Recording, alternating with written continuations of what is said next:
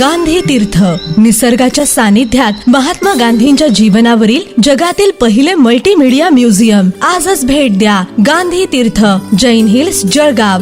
अधिक माहितीसाठी www.gandhifoundation.net वर विजिट करा.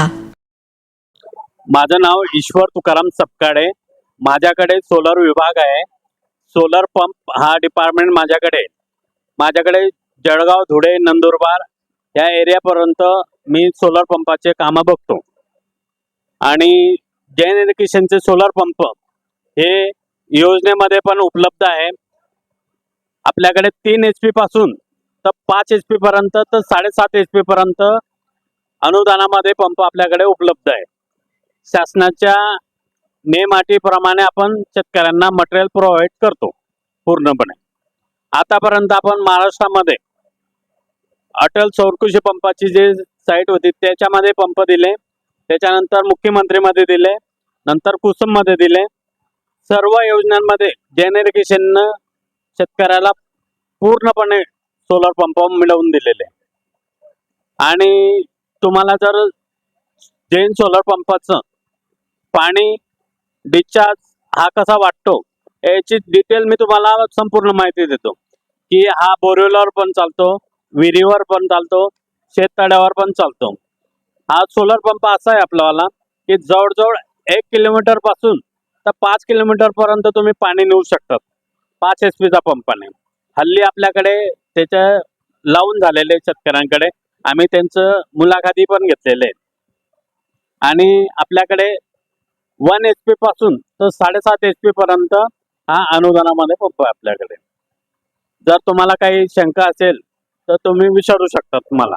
हा जर कधी समजा आता दिवसभर लाईट असेल आणि जर कधी रात्री आपल्याला लाईटवर चालवायचं असेल दिवस डुबल्यानंतर विदाउट सोलरचा तो आपण चालू शकतो ना? नाही, याच्यामध्ये शासनाच्या ज्या काही अटी आहेत. आता याच्यामध्ये BLDC आपण मोटर दिलेली आहे. आपण सोलरचा अर्थ म्हणजे सोलर कशासाठी दिले जातं की जेणेकरून आपल्याकडे वीज साठवली जात नाही आणि शेतकऱ्याला दिवसा आपल्याला भरणा होण्यासाठी आपण हा DC पंप दिलेला आहे. DC पंप जर लाईट वरती चालवायचं म्हटलं तर मग सोलरचा अर्थ तिथूनच समाप्त होऊन जातो. तर मग आपल्या विहिरीवर 5 HP मोटर लावायची असेल त्याचा म्हणजे किती कोटेशन आहे, किती खर्च? सरकारी अनुदानामध्ये बघा 3 HP चा पंप आहे 16,000 रुपयाला. 5 HP चा जो पंप आहे आपल्याला 32,000 रुपयाला. 7.5 HP चा पंप आहे 44,000 रुपयाला शासकीय अनुदानामध्ये. आणि जमीन क्षेत्रफळ जर कधी बघा 1 एकर ते 3 एकर पर्यंत जर असेल तर तुम्हाला 3 चा पंप मिळेल. आणि 3 एकरच्या वरती क्षेत्र असेल तर तुम्हाला 5 चा पंप मिळेल. आणि 5 च्या वरती जर क्षेत्र कुठलं तुमचं वालं तर 7.5 चा पंप मिळेल. म्हणजे याला क्षेत्र डिपेंड करतं की एक छोटं क्षेत्र असलं आणि तुम्ही डिमांड केली मोठ्या पंपाची तसं शासन देत नाही. शासनाच्या नियम अटीप्रमाणे तो पंप दिला जातो. ऑनलाईन फॉर्म भरल्यानंतर किती दिवसांनी होते का? आता भरपूर लोकांनी केलेलं आहे. आपली जे प्रोसेस आहे हे 15 दिवसात आपण शेतकऱ्याला स्वाधीन करून देतो.